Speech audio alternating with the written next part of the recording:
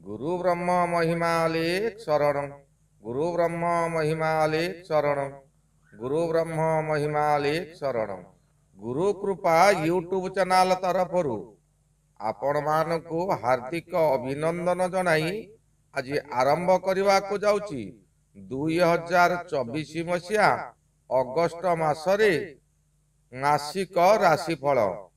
एही राशिफल आरंभ करने पूर्व आपण मानकु मोर अनुरोध जेउ माने प्रथम करी आमर एही चैनल को आसिछंती बा आमर एही वीडियो देखुछंती सर्वप्रथमे सब्सक्राइब करंतु ओ बेल आइकन को दबाई दियंतु जहा द्वारा कि आमर जेउ समय रे वीडियो अपलोड हेबो सर्वप्रथमे आपण मानक पाखरे पहुंची पारिबो। आमर एही चैनल रे दिया जाउतिबा राशिफल प्रायतः शतकड़ा 90 भाग सफल हेउची। आपण मानकु मोर अनुरोध आपण माने आपणकर सांग साथी मानकु शेयर करंतु अधिकरु अधिक देखंतु और निजर भविष्यत निजे जानंतु।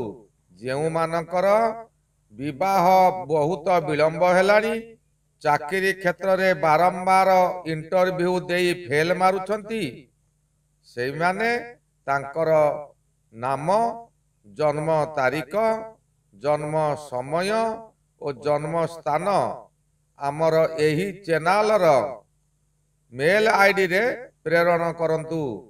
आमे ताहार सुविचार करी ताहार प्रतिकार निमित्त आपनकु जणाई दिया जिवो। आसंतु एबे जानिबा 2024 मसीहा अगस्ट मासरे सिंह राशि मासिक राशिफल। सिंह राशि राशि चक्रर पंचम राशि। एही राशिर अधिपति रवि महाग्रह। एही सिंह राशि 3 गोटी नक्षत्र को नहीं गठित यथा मघा सिंह पूर्वा फाल्गुनी सिंह और उत्तरा फाल्गुनी सिंह। एही राशि रे जन्मित व्यक्ति भद्र नम्र और विशाल हृदय उच्च मना उत्तम गुण संपन्न व्यक्ति। एमानकर हृदय कोमल सकाशे प्रत्येक स्थान रे लोकप्रियता होती उपदेष्टा भावे ख्याति लाभ करिथांती। सिंह जंगल रे राजा सेहिपरि एमाने राजा भली रहिबाकु चेष्टा करंती और रही थांती मध्य। अन्य व्यक्ति विपद रे पड़िले संगे संगे साहाज्यर हाथ बढ़ाई दियंती। एथि सकाशे अधिकांश समय रे क्षणकोपी मध्य होइथांती। एमानकर दुर्बलता हला प्रशंसा न कले एमाने भयंकर होई उठंती। जदि केही प्रशंसा कले तेबे तांकर से निज लोक होइथांती। बहुत खर्ची निजर भविष्यत चिंता न करी निजर सम्मान रक्षा सकाशे सबु किछि उड़ेई दियंती। बहु आडंबर प्रिय और लोकंकर नेतृत्व नैथांती। अभाव असुविधा समय रे नीरव रे समस्त सही जांती। एमानकर आध्यात्मिक चिंताधारा और उच्च भावना नहीं चलिबार प्रकृति। उपहास टाहीटापरा और अन्य को टाहुली करिबा एमानकर एक लक्षण थाए। बड़ बड़ कथा सबु बेले कहिथांती। अन्यर उपदेश को एमाने ग्रहण करंती नाही। अन्यर साहाय्य को ना पसंद करंती। साधारण कथारे एमाने मुंड खराब करंती नाही। एकुटिया रहिबा को एमानकर प्राय बहुत पसंद। व्यवसायी माने टिके आहुडरे बसंती। से माने दुकानर सामना सामनी बसंती नाही। से समस्त को देखंती किंतु तांकु देखिबा बहु कष्टकर। रोक ठोक जवाब देबा लोक एमाने। एमाने गहली बंधु मानक मेल रे रहिबाकू नापसंद करंती। व्यवसाय रे खूब शीघ्र उन्नति करंती। चाकरी क्षेत्र रे उच्चा को उन्नति करंती। राजनैतिकता रे सफल नेतृत्व लई लोकप्रियता होइतांती। निज परिवार व्यतीत प्रायतः एमाने अन्य चिंता करंती नाही। एमानकु ठकिबा भारी कष्ट। बुद्धिमान लोक छोट पिलामानक द्वारा एमानक ठारू कार्य हासिल कराई नियंती कारण एमाने छोट पिलांको भारी भल पाइथांती। एणु सतर्क रहिबा जरूरी।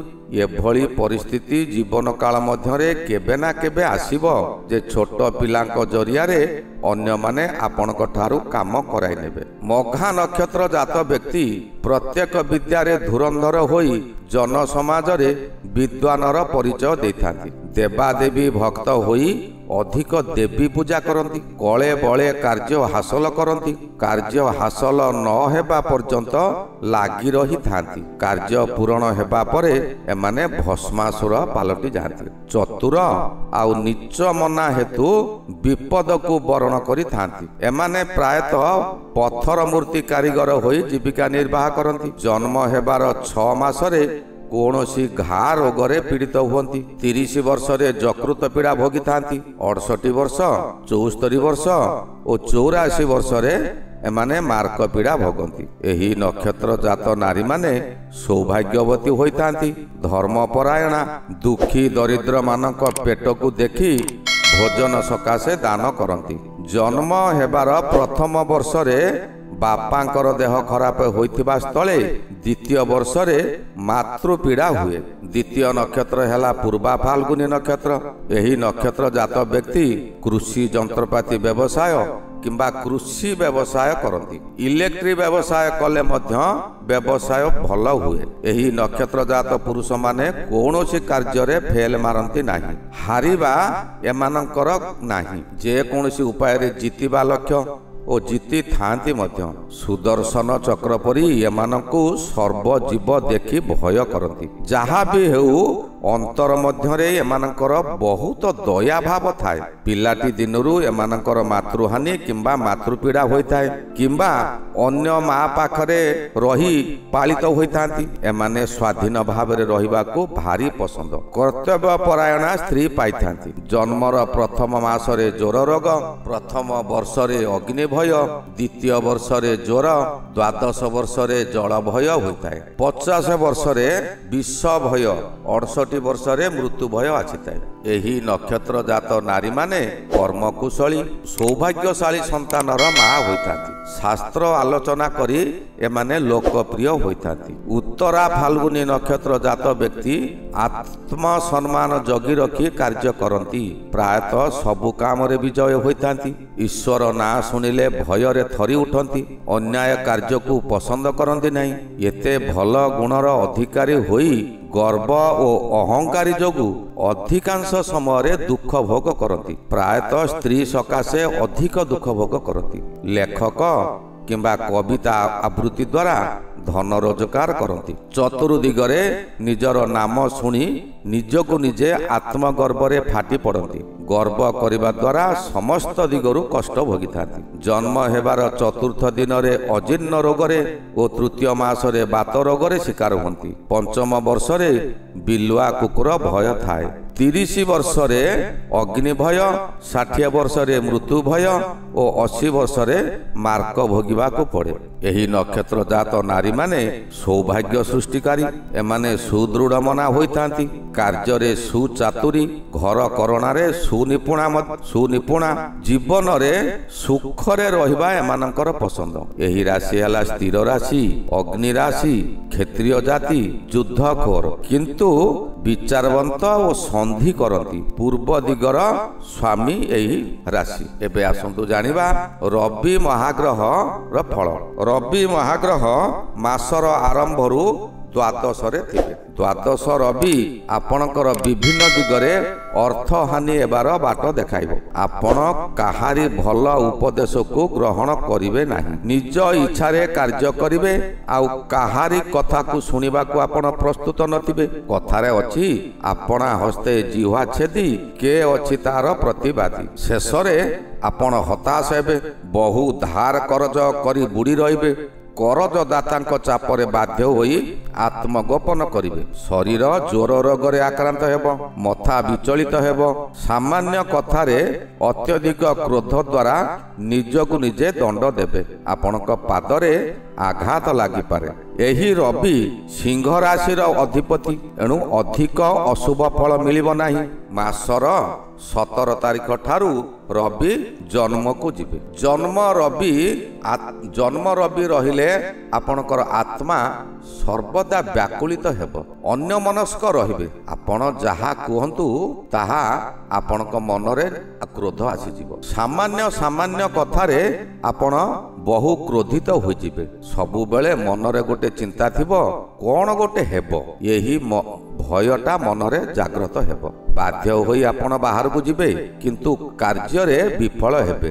ଏପରି ସମୟ ଆସିବ ଆପଣ ବାହାରକୁ ଯିବାକୁ ବାଧ୍ୟ ହେବେ। ଦିନକୁ ଦିନ ଅବନତି ଆଡ଼କୁ ଗତି କରିବେ। କୌଣସି ଠାରୁ ଦୁଃଖ ଖବର ପାଇ ଆପଣ ବ୍ୟତିବ୍ୟସ୍ତ ହୋଇପଡ଼ିବେ। ମଙ୍ଗଳ ମହାଗ୍ରହ ସିଂହ ରାଶି ସକାଶେ ଦଶମରେ ମଙ୍ଗଳ ଗୋଚରରେ ଭ୍ରମଣ କରୁଥିବା ସମୟରେ ଆପଣଙ୍କର ଶୁଭ ଫଳ ମିଳିବ। ଦଶମ ସ୍ଥାନ ହେଲା କର୍ମସ୍ଥାନ, ସପ୍ତମ ଘରର ସୁଖ ସ୍ଥାନ। ଦଶମ ସ୍ଥାନ ହେଲା ମୁଖ୍ୟ କେନ୍ଦ୍ର ସ୍ଥାନ, ଯାହାକି ମଧ୍ୟ ଆକାଶର ସୂର୍ଯ୍ୟ ରହି ଚତୁର୍ଦିଗକୁ ଦେଖିପାରୁଥିବ। ଆପଣ ଯେଉଁ କର୍ମ କରିବେ ତହିଁରେ ଆପଣଙ୍କୁ ସଫଳତା ମିଳିବ। ଆପଣ କର୍ମ ତତ୍ପରତା ଦେଖାଇବେ। ମଙ୍ଗଳ ସେନାପତି ହୋଇଥିବାରୁ ଆପଣଙ୍କୁ ସେନାପତି ସଦୃଶ ଆଗକୁ ନେବେ।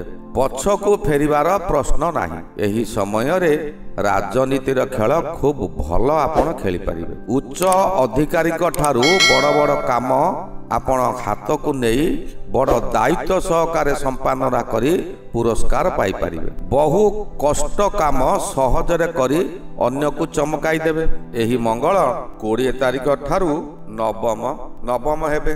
ନବମ ମଙ୍ଗଳ ଆପଣଙ୍କର ଅଶୁଭ ଫଳ ମିଳିବ। ଏହି ସମୟରେ ଆପଣଙ୍କୁ ଶତ୍ରୁମାନେ ଅକ୍ଟୋପାସ ପରି ଘେରିଯିବେ। ନବମ ସ୍ଥାନ ହେଲା ଧର୍ମସ୍ଥାନ ଓ ପିତୃସ୍ଥାନ। ଆପଣଙ୍କ ଭାଗ୍ୟକୁ ଗଠନ କରିବାରେ ବାପା ଚାହିଁବେ। ଆପଣଙ୍କର ଯାହା ଭଲ ଲାଗେ ବା ଯେଉଁ କର୍ମ ଆପଣ କରନ୍ତି, ମଙ୍ଗଳ ମହାଗ୍ରହ ମାସର 20 ତାରିଖ ଠାରୁ ଏକାଦଶକୁ ଗମନ କରିବେ। ଏକାଦଶ ମଙ୍ଗଳ ଆୟ ଗୃହରେ ଥିବାରୁ ମନୁଷ୍ୟକୁ କଷ୍ଟପ୍ରଦ ହେବ। ତାହା ଜାଣିବା ସକାଶେ ଏହି ଗୃହ ଉପରେ ଦୃଷ୍ଟି ଦେବା ନିହାତି ଦରକାର। ଏହି ଗୃହରୁ ନିଜର ସଫଳତା ମଧ୍ୟ ମିଳେ। ବିଶେଷ କଥା, ପଞ୍ଚମ ସ୍ଥାନର ଏହି ଗୃହଟି ହେଲା ସପ୍ତମ ସ୍ଥାନ।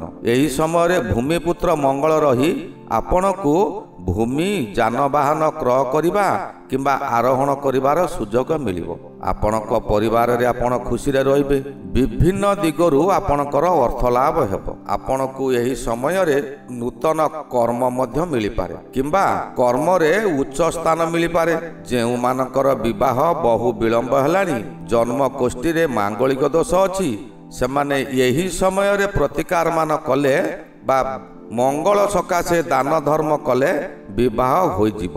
ଏହା ବହୁ ପରୀକ୍ଷିତ ମଧ୍ୟ ଅଛି। ବୁଧ ମହାଗ୍ରହ ସିଂହ ରାଶି ସକାଶେ ଦ୍ୱାଦଶ ବୁଧ ଭ୍ରମଣ କରୁଥିବା ସମୟରେ ଆପଣ ସାବଧାନ ହୋଇ ରହିବା ଜରୁରୀ। ଯେଉଁଆଡ଼େ ଯିବେ ସେଠାରେ ଖାଲି ଅପମାନ ମିଳିବ, ଯାହାଦ୍ୱାରା ଆପଣଙ୍କର ଦୁଶ୍ଚିନ୍ତା ବୃଦ୍ଧି ହେବ। ଆପଣଙ୍କର ଶରୀର ରୋଗ ମାଡ଼ି ବସିବ, ମନ ବିଚଳିତ ହେବ, ଆର୍ଥିକ ସ୍ଥିତି ଆପଣଙ୍କର ଦୋହଲି ଯିବ। ଆପଣ ଦରିଦ୍ର ପଞ୍ଚାକ୍ଷର ମନ୍ତ୍ର ଘୋଷି ହେବେ। ବହୁ ସ୍ଥାନକୁ ଯିବେ, ଖାଲି ବ୍ୟୟ ଛଡ଼ା ଆୟ ଗୋଟିଏ ଟଙ୍କା ବି ହେବ ନାହିଁ। ଧାର କରିବେ କିନ୍ତୁ ତାହା ସୁଝି ପାରିବେ ନାହିଁ। ଋଣଦାତାଙ୍କ ଚାପ ବୃଦ୍ଧି ହେବ। ଆପଣ ଏହି ସମୟରେ ଋଣଦାତାମାନଙ୍କ ଠାରୁ ଲୁକାୟିତ ରହିବେ। ବୃହସ୍ପତି ମହାଗ୍ରହ ଆପଣଙ୍କର ଦଶମ ବୃହସ୍ପତି ମଧ୍ୟ ଅଶୁଭ ଫଳ। ବିଭିନ୍ନ ଦିଗରୁ ବିପଦ ମାଡ଼ି ଆସିବ। ବିପଦ ଆପଣଙ୍କର ପିଛା ଛାଡ଼ିବ ନାହିଁ। ନିଜ ମନର ଦମ୍ଭ ଯୋଗୁଁ ଆପଣ ବହୁ ସ୍ଥାନରୁ ମୁକ୍ତି ପାଇପାରିବେ, ତଥାପି ଦମ୍ଭ ରଖିବା ଜରୁରୀ। ଧର୍ମ ମାର୍ଗରେ ଚାଲନ୍ତୁ। ବହୁ ସ୍ଥାନରେ ନିଜର ମର୍ଯ୍ୟାଦା ହାନି ହୋଇପାରେ। ଆପଣଙ୍କ କଥା ଏପରି ହେବ ଯେ ଆପଣଙ୍କୁ କୌଣସି ଲୋକମାନେ ହିଁ ପ୍ରଥମେ ଶତ୍ରୁ ଭାବିବେ। ଆପଣ ଯାହା ପାଖକୁ ଯିବେ, ଯାହା ସହିତ କଥା ହେବେ, ସେ ଲୋକ ଆପଣଙ୍କୁ ଶତ୍ରୁ ବୋଲି ଭାବିବ। ଆପଣ ଯେତେ ବଡ଼ ପଦବୀରେ ଥାଆନ୍ତୁ ନା କାହିଁକି, ଆପଣଙ୍କ କଥାକୁ କେହି ହେଲେ ଶୁଣିବେ ନାହିଁ। ନିଜ ସନ୍ତାନମାନେ ଅମାନିଆ ହୋଇ ନିଜ ଇଚ୍ଛାରେ କାର୍ଯ୍ୟ କରିବେ। ଏହି ସମୟରେ ଯଦି ଚାକିରି କରିଥାନ୍ତି, ପଦଚ୍ୟୁତି ହୋଇପାରେ। ଜମିବାଡ଼ିରେ ଗଣ୍ଡଗୋଳ ଲାଗିବ।